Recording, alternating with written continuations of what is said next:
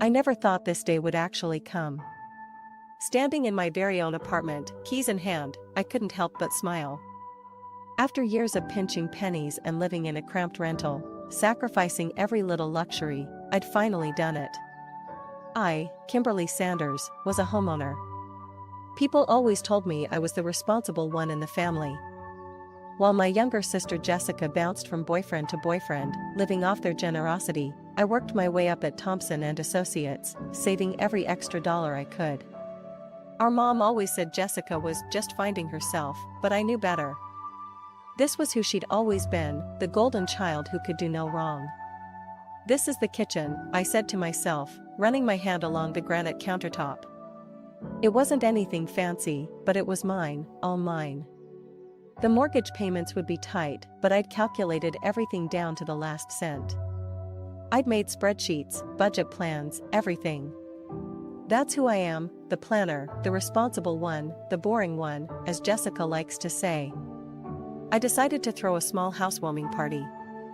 Nothing extravagant, just a few close friends from work and my old school buddies. I even invited Mom and Jessica, though I knew better than to expect much. Mom's response was predictable. "Oh honey, I'm just so busy with work this weekend. You know how it is." Jessica didn't even bother to reply, typical. Sarah from accounting was the first to arrive. "Kim, this place is amazing," she exclaimed, handing me a bottle of wine. "You actually did it." One by one, my friends arrived. Tom and Rachel from high school brought a houseplant, and my work friend Michael showed up with a cheese plate. The apartment filled with laughter and conversation, the kind that makes a new place feel like home. To Kim, Tom raised his glass later that evening. Who proved that hard work and determination still pay off.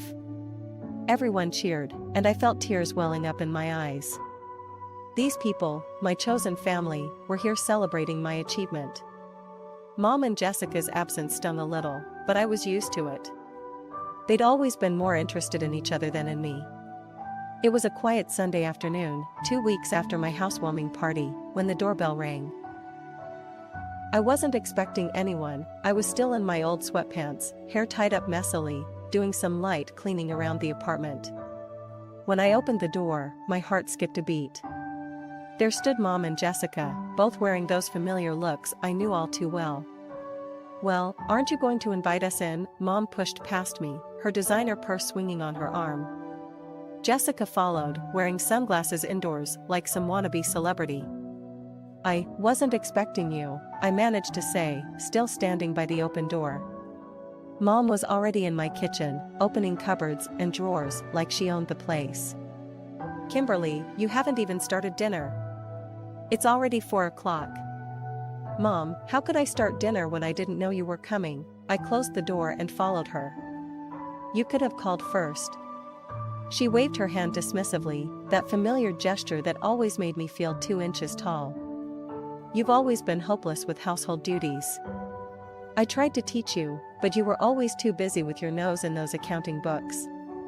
Meanwhile, Jessica was wandering around my apartment like she was some sort of real estate agent doing an assessment.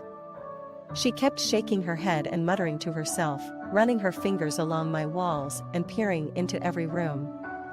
"I'll make some tea," I offered, trying to be hospitable despite the ambush. As I filled the kettle, Jessica finally settled at my kitchen table, taking off her sunglasses and fixing me with that look she gets when she wants something. "This is actually a nice place, Kim," she said, in that tone that always preceded bad news. "The location is perfect, right in the center of everything." "Thanks," I replied cautiously, setting out 3 mugs. Mom was still critiquing my kitchen organization, but I'd learned to tune her out years ago. "So," Jessica traced her finger along the edge of the table. "I have some news. Brad and I broke up. He wanted me to start paying rent. Can you believe it? After 6 months together." I bit my tongue and focused on pouring the tea. "So anyway," Jessica continued, "I had to move out of his place, obviously. And you know how expensive rent is these days." She paused for effect. "I was thinking I could stay here with you for a few months." The mug in my hand froze halfway to the table. What? Just for a little while. 3 months tops, until I find a job and get back on my feet. I don't think that's a good idea, I said carefully, setting down the mug. I just moved in myself, and I really need my space. Kimberly and Mom's voice cut through the kitchen like a knife. How dare you be so selfish? Your sister is going through a difficult time. She has nowhere to go. No money. And you're sitting here in your fancy new apartment, all alone, and you won't help your own sister? Mom, Jessica can stay with you, I said firmly, trying to keep my voice steady. Your house has plenty of space. Oh my God, Kim, Jessica interrupted before Mom could respond. She rolled her eyes dramatically. Have you seen where Mom lives? It's like a retirement village. Nothing but old people walking their dogs and going to bed at 8. It's a perfectly nice neighborhood, I started, but Jessica wasn't finished. Your place is right in the center of everything, she gestured wildly towards my windows. There are clubs, bars, shops, places where I can actually network and meet people. How am I supposed to rebuild my life stuck in the suburbs? You're being incredibly selfish, Mom added. After everything we've done for you. They tag-teamed me for what felt like hours. When I stood firm, Jessica would tear up, dabbing at her eyes with a tissue. When that didn't work, Mom would launch into another tirade about family loyalty. Back and forth they went, like a well-rehearsed tennis match. Your father would be so disappointed in you, Mom finally said, pulling out her nuclear option. He always taught you girls to look after each other. What would he think if he could see you now, turning your back on your own sister? That was the blow that broke me. Dad had passed away 5 years ago, and Mom knew exactly how to weaponize his memory. I felt the fight drain out of me like water from a bathtub. Fine, I heard myself say, the word tasting bitter in my mouth. 3 months. That's it. Really? Jessica's tears mysteriously vanished. Oh my God, thank you, thank you, thank you. But there are conditions, I tried to sound firm. You need to find a job, save money, and move out within 3 months. I mean it, Jessica. Of course, she jumped up and threw her arms around me. You're the best sister ever. I'll start job hunting tomorrow. I stood stiffly in her embrace, not returning it. Mom looked smugly satisfied, like a chess player who'd just checkmated her opponent. The next evening, Jessica showed up with 3 enormous suitcases and a bunch of shopping bags. I hadn't even had time to process what I'd agreed to before she was barging through my front door. So, where's my room? She wheeled her suitcases down my hallway, looking around expectantly. She stopped at my bedroom door and peered inside. This one's perfect. The view is amazing. That's my room, I said quickly. You'll be staying in the guest bedroom or you can go back to Mom's. She pouted but didn't argue further. I watched her wheel her suitcases into the smaller bedroom, her shoulders slumped in obvious disappointment. That first night, I made us both pasta for dinner. Jessica was still arranging her things in the guest room, complaining about the lack of closet space, when I called her to the kitchen table. I figured it was best to set ground rules right away. Okay, so if we're going to live together, we need to establish some boundaries, I said, watching her twirl spaghetti around her fork. First rule, no loud noise. I have to wake up early for work, and the walls here aren't that thick. Fine, she took a bite of pasta. This is really good, by the way. Second, we need to be careful with utilities. That means no hour-long showers. I gave her a pointed look, remembering Mom's water bills when we were teenagers, and remember to turn off lights when you leave rooms. I'm not 12 anymore, Kim, Jessica protested. I know how to flip a light switch. And most importantly, I continued, ignoring her comment, no guests without asking me first. This is my apartment, and I need to know who's coming and going. Jessica put down her fork and looked me straight in the eye. I understand, Kim, really. I know I haven't always been reliable in the past. But I want to prove to you that I've changed. I'm going to find a job, save money, and be out of your hair before you know it. she seemed sincere. More sincere than I'd seen her in years. For the first time since this whole situation began, I felt a glimmer of hope. Maybe she really had grown up. Maybe this could work. The first week was surprisingly smooth. I'd leave for work early in the morning, and Jessica would be preparing for her supposed job interviews. She even started cooking dinner, nothing fancy, but it was nice to come home to a hot meal and a clean kitchen. "How was the interview today?" I asked one evening over a pretty decent chicken stir-fry she'd made. "Really good," she was animated, describing some marketing firm downtown. "They said they'd call me back next week." This pattern continued for about 2 weeks. I'd come home to find dinner ready, the apartment tidy, and Jessica full of stories about different companies she'd visited. I started to think that maybe, just maybe, my sister had finally matured. Then things started to change. First, I noticed dishes piling up in the sink. Then the cooking stopped altogether.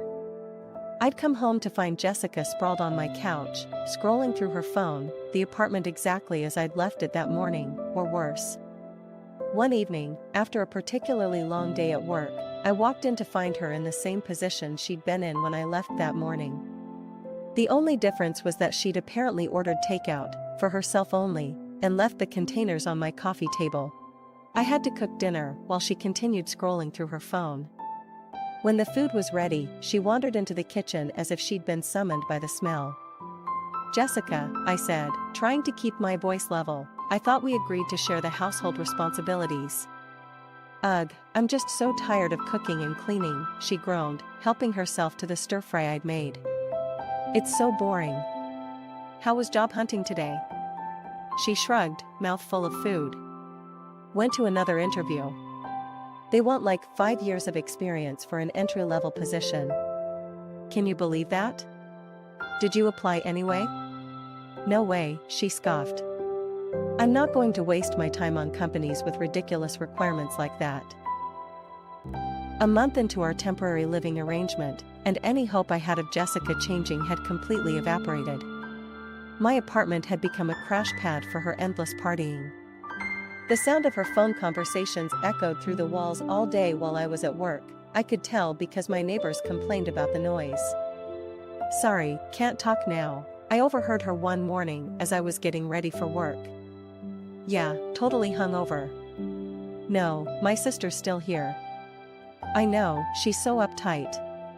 That evening, she stumbled in at 2 a.m., reeking of alcohol and cigarettes. I was awake, of course. How could I sleep with her banging around the apartment like a drunk elephant? The next morning, she emerged from her room at noon. "Kim," she croaked, still in last night's clothes, "I need you to go to the pharmacy. I'm dying here. I need those hangover pills, you know, the ones with the electrolytes. There's water and Advil in the kitchen." "You're the worst," she moaned, flopping onto my couch. "A good sister would help." I'd finally had enough. That evening, I called Mom. "Mom, you need to talk to Jessica," I said as soon as she picked up. "She's not even trying to find a job. She's out partying every night, sleeping all day." "Oh, Kimberly," Mom interrupted with that familiar dismissive tone. "You're making a mountain out of a molehill. She needs time to figure things out. You were always so serious at her age, you never understood how to have fun." The apartment was getting worse by the day.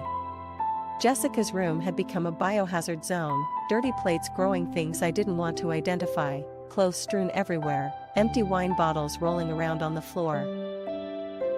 The few times I tried to clean it, I found moldy coffee cups hidden under piles of laundry. "Jessica," I confronted her one evening when she was actually home. "This has to stop. You're not looking for work, you're not helping around the house, and your room." That set her off. She stormed into her room, slammed the door, and I heard her immediately dialing her phone. 20 minutes later, my phone rang. "Mom. Kimberly," and she screeched before I could even say hello. "How dare you harass your sister?" She called me crying. "Mom, you don't understand." "No, you don't understand. She's trying her best, and you're constantly criticizing her." I raised you better than this. 2 months dragged by like this. My utility bills had nearly doubled. Jessica took hour-long showers, left every light on, and ran the AC full blast even when she wasn't home. I was spending a fortune on groceries that she devoured without contribution. The kitchen was constantly a mess, with dishes piled up unless I cleaned them myself.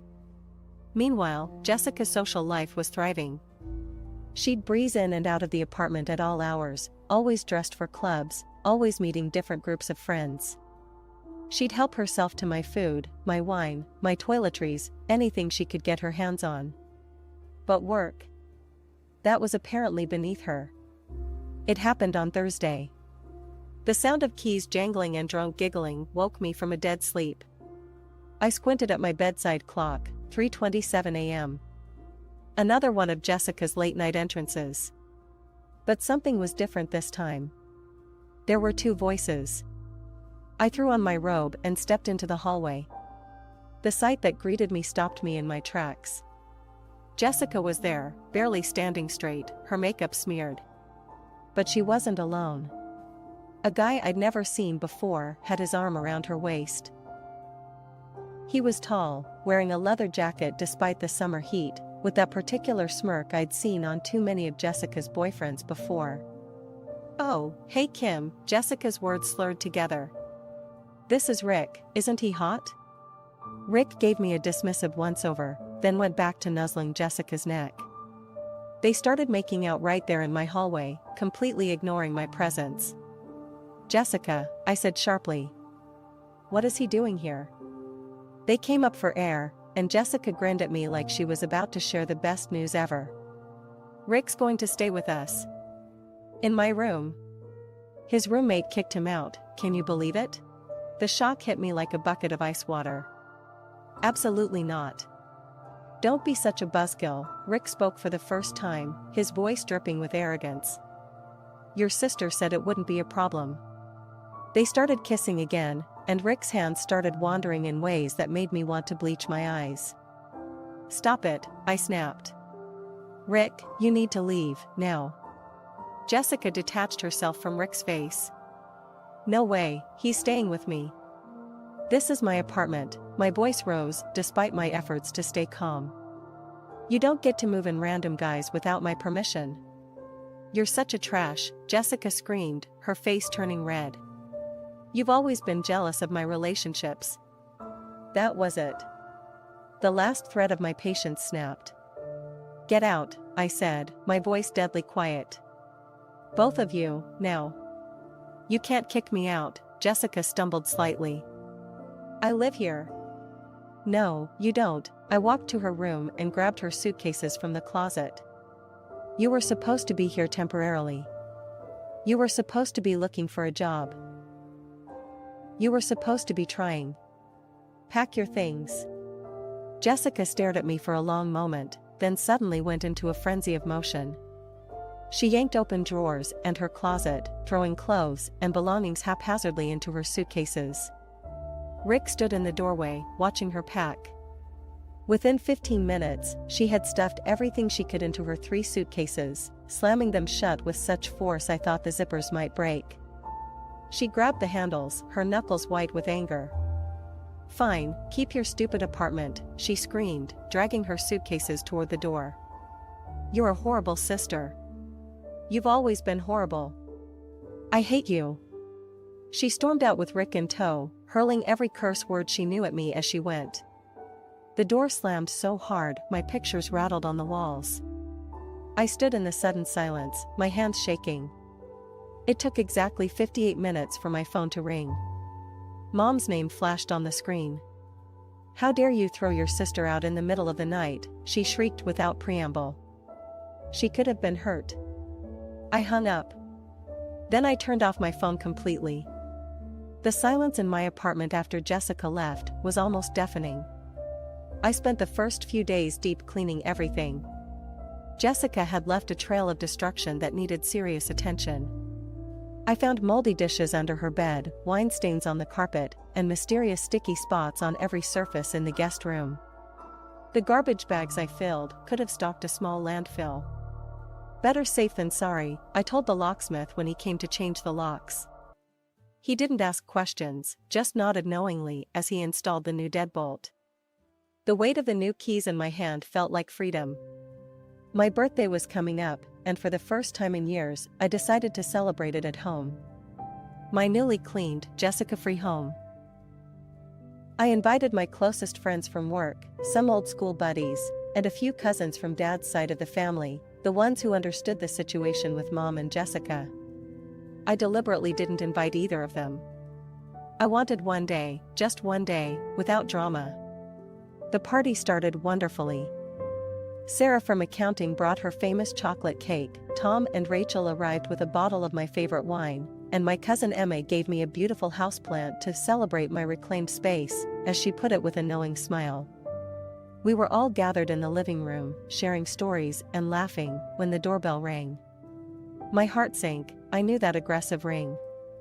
Sure enough, when I opened the door, there stood Mom. She swept into my apartment like a storm cloud, her eyes scanning the room full of my friends and family. Without so much as a happy birthday, she planted herself in the middle of the room and began her performance. "I can't believe you're all here celebrating with her," she announced to my guests, when she threw her own sister out onto the street in the middle of the night. The room went silent.